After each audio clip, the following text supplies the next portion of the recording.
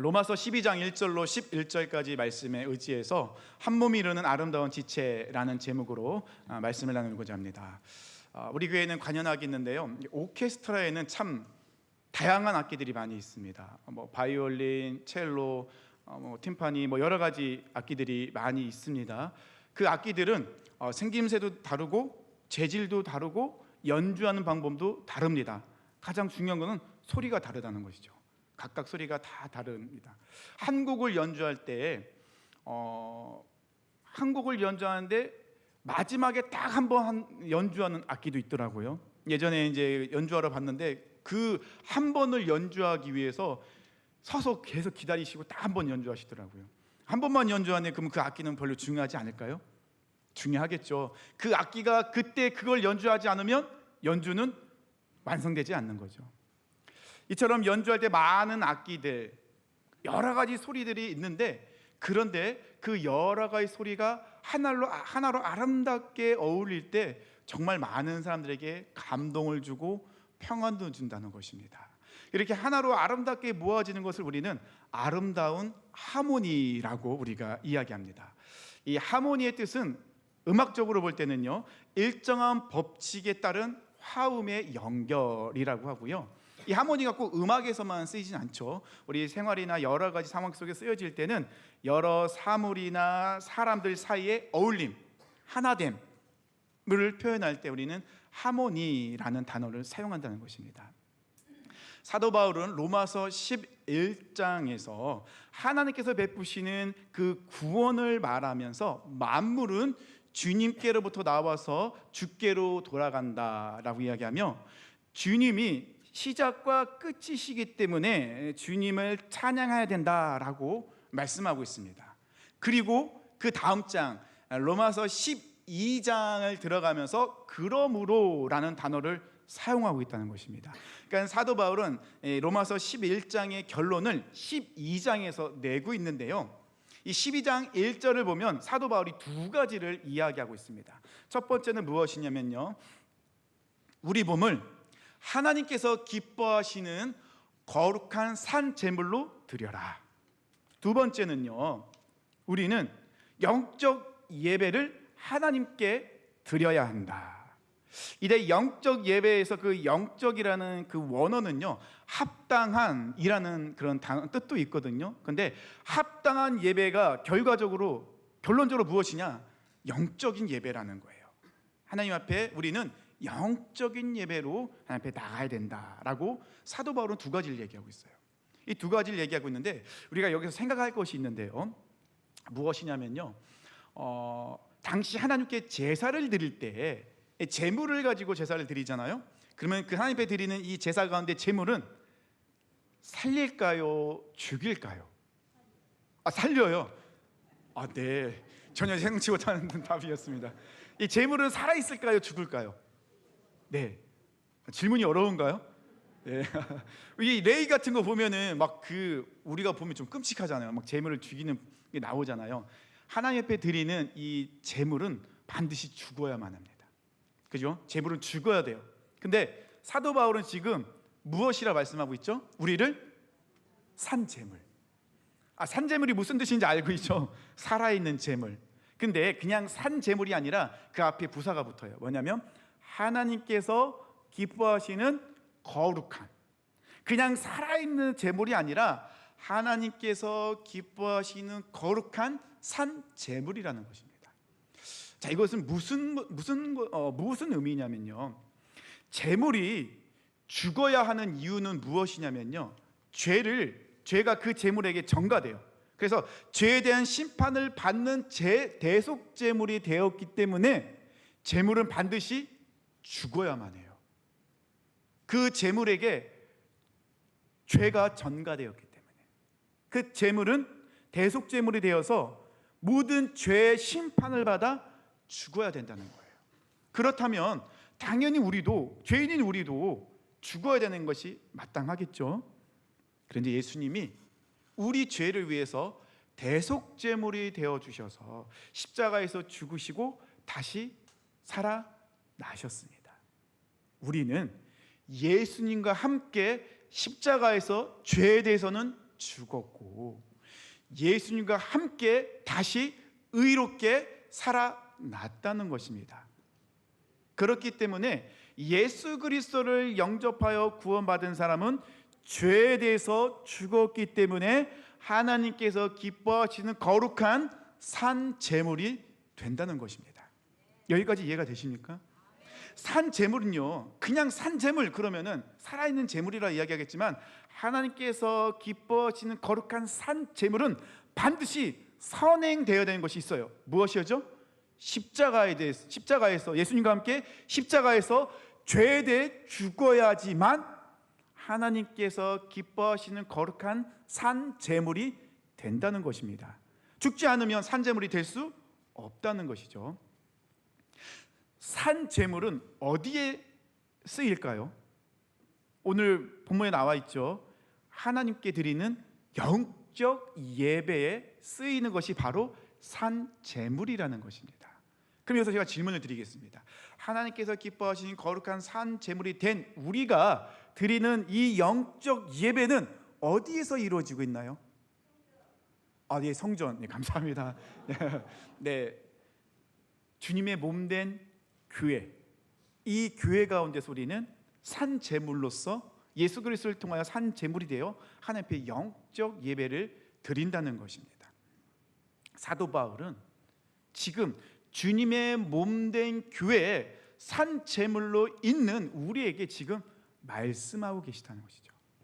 예수 그리스도를 통하여 하나님께서 기뻐하시는 거룩한 산 제물이 된 우리가 해야 될 것이 있다고 사도 바울은 2절에 말씀하고 있습니다. 2절 말씀을 보니까요, 너희는 이 세대를 본받지 말고 오직 마음을 새롭게 함으로 변화를 받아 하나님의 선하시고 기뻐하시고 온전하신 뜻이 무엇인지 분별하도록 하라. 세 가지를 이야기하고 있습니다. 첫 번째는 무엇이죠? 이 세대를 본받지 말라. 이 세대는요, 사단의 영향력 안에 있습니다. 그러다 보니까는 이 세대는 하나님을 계속해서 대적하고 있어요. 재물은요, 흠이 없어야 되는데 이 세대를 본받다 보면은 우리 안에 흠이 생기게 된다는 것입니다. 그렇기 때문에 이 세대를 본받지 말라는 거예요. 두 번째는 무엇입니까? 마음을 새롭게 함으로 변화되라는 것입니다. 아니, 우리가 살아가는 이 세대는 사단의 영향력 아래 있는데, 그렇다면 우리는 어떻게 해야지 마음이 새롭게 되어 변화될 수 있을까요? 아주 확실한 방법이 있습니다. 고린도후서 5장 17절의 말씀을 보니까요, 그런즉 누구든지 그리스도 안에 있으면 새로운 피조물이라 이전 것은 지나갔으니 보라 새 것이 되었도다. 우리 마음이 새롭게 되어 변화할 수 있는 방법은 딱 한 가지밖에 없어요. 어떻게 해요? 예수 그리스도께로 나가는 것입니다. 그것만이 유일한 방법이라는 거예요. 예수 그리스도를 통하여 우리 마음이 새롭게 되어 변화된다는 것입니다. 마지막 세 번째는 무엇입니까? 하나님의 뜻을 분별해라. 이것은 2절의 결론이에요. 이 세대를 본받지 않고 예수 그리스도를 통하여 마음이 새롭게 되어 변화된 사람에게 아주 확실하게 분명하게 알려지고 드러나고 또 알게 되는 것이 있는데, 그것이 무엇이냐? 바로 하나님의 뜻이라는 거예요. 그러면서 사도 바울은 3절로 넘어가고 있는데, 근데 갑자기 3절 말씀을 딱 읽으면은 이해하기가 어려워요. 조금 3절 말씀 함께 보도록 할까요? 내게 주신 은혜로 말미암아 너희 각 사람에게 말하노니 마땅히 생각할 그 이상의 생각을 품지 말고 오직 하나님께서 각 사람에게 나눠 주신 믿음의 분량대로 지혜롭게 생각하라. 뭔가 조금 문맥이 딱 끊기는 느낌이 든다는 것이죠. 3절만 보고 생각하면 약간 이해가 되기 어려운데 1절과 3절을 이야기하고 그 다음에 4절부터 쭉 이야기 보면은 좀 더 이해하기 쉽다는 것입니다. 1절에서 사도 바울이 이야기하고 있는 것은 무엇이죠? 예수 그리스도를 통하여 하나님이 기뻐하신 거룩한 산 제물이 된 우리는 하나님 앞에 영적 예배를 드리는 예배자가 되어야 된다. 우리는 하나님을 예배하는 예배자라는 거예요. 그 예배자는 이 세대를 본받으면 안 되고, 이 예배자는 예수 그리스도를 통하여 마음이 새롭게 변화되어 하나님의 뜻을 교회 가운데, 교회에서뿐만 아니라 삶 가운데 우리가 속해 있는 그곳에서도 행해야 된다는 거예요. 하나님의 뜻을. 그러면서 산 제물은 주님의 몸된 교회를 이루는 지체라고 사도 바울은 말씀하고 있다는 것입니다. 3절에 내게 주신 은혜로 말미암아라는 뜻은 무엇이냐면요, 사도 바울은 지금부터 하는 이야기가 자신의 생각을 이야기하는 것이 아니라는 거예요. 하나님께 주신 뜻을 알고 있기 때문에 그 뜻을 우리에게, 이 로마서를 보고 있는 사람들에게 전달해 준다는 것입니다. 하나님께서 예배자들에게 주신 것이 있어요. 무엇이냐면 믿음과 은사라는 것입니다. 하나님께서 각 사람에게 다 믿음과 은사를 다 주셨어요. 하나님 굉장히 인격적인 분이십니다. 우리를 로봇처럼 대하지 않으세요. 각 사람에 맞게끔, 그 사람의 형편과 그 사람의 모든 것을 보고 그 사람에 맞게끔 믿음과 은사를 주셨다는 것입니다. 그렇다면 하나님께서 각 사람에게 주신 믿음과 은사는 어디에 사용을 해야 될까요? 질문이 좀 많습니다, 오늘은. 네, 어디에 사용해야 될까요? 우리는 예배자잖아요. 예배자를 분명히 얘기했잖아요. 사도 바울이 1절과 2절과 말했죠. 예배자로서 주님의 몸된 교회를 섬길 때 하나님께서 우리에게 주신 믿음과 은사를 사용하라는 것입니다. 예배자들은 하나님께 주신 믿음과 은사로 주님의 몸된 교회를 섬길 때 하나님이 주신 것 이상으로 생각하지 말라는 것이 바로 3절의 말씀이에요.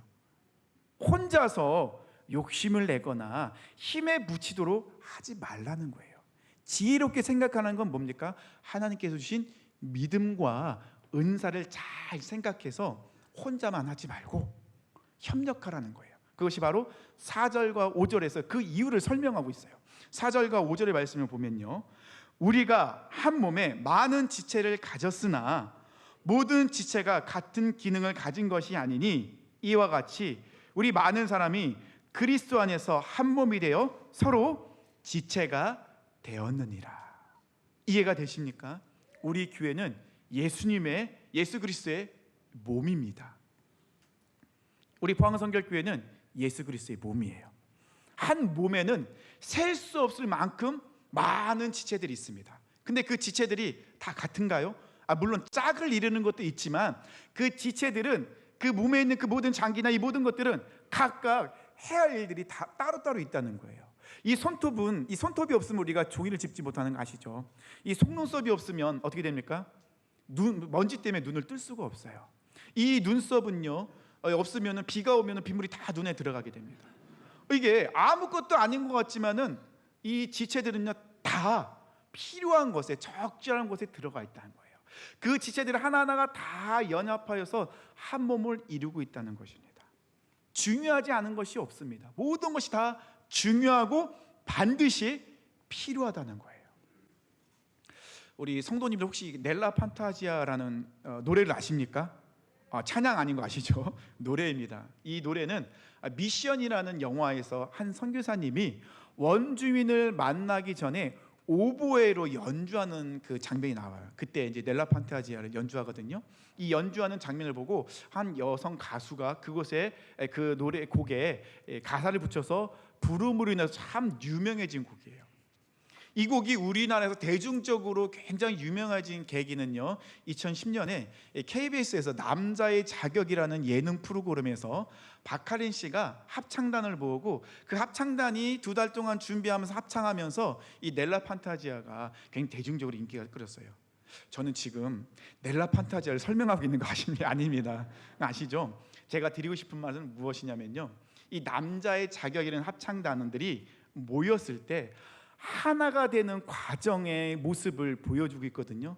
그 모습에 참 많은 생각하는 것들이 떠올르게 되었어요. 오디션을 통해서 34명의 사람들이 뽑혔는데 그 사람들이 처음에 모였을 때 완전히 오합지졸이었어요.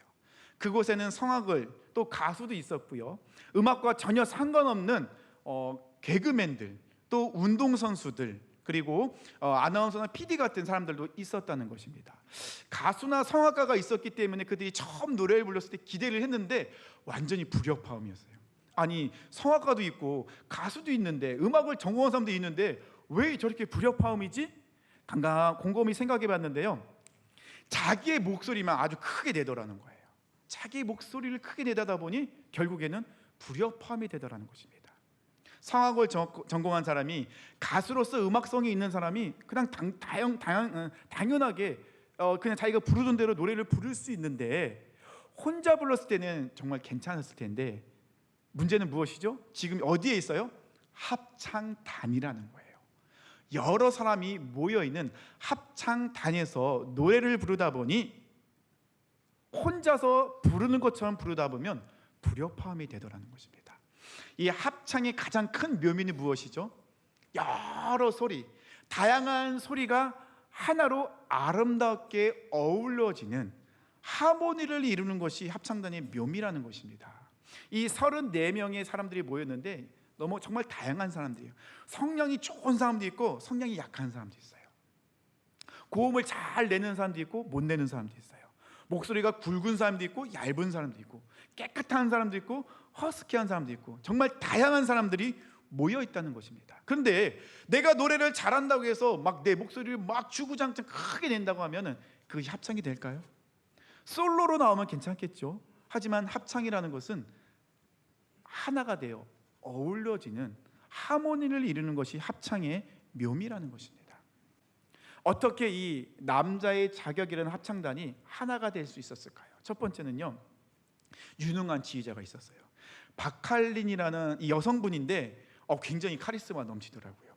이 34명을 단번에 그냥 휘어잡아 버렸어요. 그리고 이 34명을 끌고 가는데 하나가 될 수 있도록 훈련을 시키더라는 것입니다. 지휘자는요, 우리 지휘자는 계시는데 지휘자는요, 한 곡을 연주할 때 그 곡을 해석해내요. 작곡가의 의도가 무엇인지, 그 곡 안에 담겨져 있는 메시지가 무엇인지, 이 메시지를 청중에게 어떻게 전달할 것인지 고민하고 연구해서 그것을 해석해서 합창단원과 함께 나누고 그것을 하나가 되도록 만든다는 것입니다. 훈련시킵니다. 두 번째는요, 다른 사람의 소리를 들어야 돼요. 먼저 다른 사람의 듣고 내 소리를 그 사람과 맞출 수 있도록 노력을 해야 된다는 것입니다. 다른 사람의 소리를 듣지 않고 내 소리만 낸다고 한다면 아름다운 하모니가 아닌 불협화음이 된다는 것이죠. 다른 사람의 소리를 듣는다는 거 굉장히 어렵습니다. 저도 찬양대는 해봤었는데 음악성이 없다 보니까는 다른 사람의 소리를 잘 못 들어요. 내가 소리 내는 것도 힘들어 죽겠는데 다른 사람의 소리를 듣는다는 거 너무 어렵다는 것입니다. 물론 음악을 전공하거나 청력이 되시는 분, 청음이 되시는 분들은 할 수 있겠지만 저 같은 그런 음악성이 없는 사람들은 그 듣기가 어렵다는 것이죠. 그러면 어떻게 하면 될까요? 훈련하면 돼요. 계속 듣고 훈련하고 또 듣고 또 훈련하고, 그러다 보면은 우리 찬양대원들은 아시겠지만은 나는 소프라노지만 나중에는 엘토 소리도, 베이스 소리도, 테너 소리도 듣고 그에 맞게끔 내 소리를 조절할 수 있게 된다는 것이죠. 세 번째는요, 내 소리를 죽여야 돼요. 죽인다고 해서 립싱크를 하지 말라. 안 부르고 있으면 안 되겠죠. 막 죽인다고 해서 목소리를 막 개미소리처럼 내면 또 될까요? 안 되겠죠. 죽인다는 것은 다른 사람의 소리를 듣고 내 소리를 적절하게 조절하는 거예요. 다른 사람 소리와 어울릴 수 있도록 만든다는 것입니다. 이렇게 훈련된 합창단은 지휘자의 그 지휘에 따라서 때로는 빠르게, 때로는 느리게, 때로는 강하게, 때로는 부드럽게 지휘자의 그 지휘에 따라서 하나가 되어 아름다운 곡을, 아름다운 하모니를 낼 때 그 소리를 듣는 사람들은 감동받게 된다는 것이죠. 이 남자의 자격 출연했던 모든 사람들이 공통적으로 하는 말이 무엇이냐면 다른 사람의 소리를 듣고 하나가 되는 것이 정말 어려웠다라고 이야기합니다. 예수님의 몸된 교회 안에는 정말 다양한 사람들이 모여 있습니다.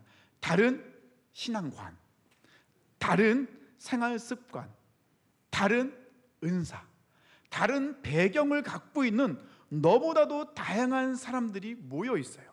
우리가 볼 때 많은 은사를 갖고 있는 것처럼 보이는 사람도 있고, 우리가 볼 때 정말 잘나 보이는 사람도 있고, 우리가 볼 때 할 수 있는 것이 정말 없는 것처럼 보이는 사람이 있다는 것입니다. 이렇게 다양한 사람들이 예수님의 몸된 교회를 이루고 있는데요, 그런데 그 모든 것은 우리가 볼 때 느껴지는 것이지 주님이 보시기에는 너무나도 사랑스럽고 귀한 영혼들입니다. 우리가 늘 기억해야 될 영적 진리는 무엇이냐면요, 하나님의 관점은 인간의 생각과 관점과 다르다는 것입니다. 우리는 우리의 생각과 우리의 관점으로 우리 옆에 있는 지체들을 바라보면 안 됩니다. 하나님은 그 지체를 어떤 관점으로 바라보고 있는지 우리는 알지 못해요. 근데 우리가 잘하는 실수가 무엇이죠? 내 생각과 내 관점으로 옆에 있는 지체를 바라볼 때가 많다는 것입니다. 우리는 절대 그것을 잊으면 안 됩니다. 하나님의 관점은 우리의 관점과 다르다는 거예요. 우리는 사람의 외모를 보지만 하나님은 우리의 중심을 보시는 분이십니다. 우리는 예수 그리스도의 몸을 이루는 아름다운 지체들입니다. 이 지체들에게 초반에 말씀드린 대로 하나님께서 은사라는 선물을 주셨어요. 모든 사람에게 각각 은사라는 선물을 주셨어요. 다 달라요. 은사는요 선물입니다. 선물은 어떤 거죠? 그냥 받아서 누리면 돼요. 받아서 감사하면 되는 것이 은사라는 것입니다. 그렇기 때문에 이 하나님께서 우리에게 주신 은사는 좋은 것, 나쁜 것으로 나누면 안 된다는 것입니다. 또한 큰 것, 작은 것으로 나누는 것도 아무 의미가 없다는 것입니다. 하나님께서 보시기에는 작은 것, 큰 것 있을까요? 좋은 것, 나쁜 것 있을까요? 은사 가운데? 없어요. 하나님께서 우리에게 주신 은사는 다 귀하고 아름답고 좋은 것이라는 거예요. 그런데 왜 우리는 자꾸 그 하나님 주신 은사를 내 관점으로 판단하고 있을까요? 생각하고 있을까요? 그렇게 하면 안 된다는 것입니다. 본문 6절 이하에도 보면요, 하나님께서 정말 다양한 은사를 우리에게 선물을 주셨다는 것을 볼 수 있다는 것입니다. 이렇게 다양한 은사를 갖고 다양한 사람들이 모여있는 교회가 아름다운 하모니를 이룰 수 있는 방법은 한 성령님의 역사심 속에서 가능하다는 것이죠. 세상의 조직은요, 경제성과 효율성을 따져서 만약에 약한 것이고 문제가 있다는 것은 과감하게 제거해 버립니다. 그런데 교회는 조직이 아니에요. 교회는 유기체입니다. 유기체는 무엇입니까? 지체와 지체 사이에 생명이 서로 오가는 사랑의 관계라는 것입니다. 즉 우리 포항성결교회 주님의 몸된 교회인 이 유기체는 서로 돌봐주고 사랑하는 관계가 된다는 거예요. 서로 비교하면 안 돼요. 그래서 오늘 본문 5절에서도요, 서로 지체가 되었느니라. 서로 지체가 되었느니라. 하나님의 일하심의 방식은 서로예요. 함께입니다. 협력하여 선을 이루는 것이 하나님의 일하심의 방식이라는 것입니다. 이렇게 다양한 은사를 선물로 받은 우리가 하나가 되지 못한다면 우리에게서는 아무런 선한 영향력이 흘러갈 수 없다는 것입니다. 자신의 목소리만 주구장창 낸다면 아름다운 하모니가 아니라 불협화음이 된다는 거예요.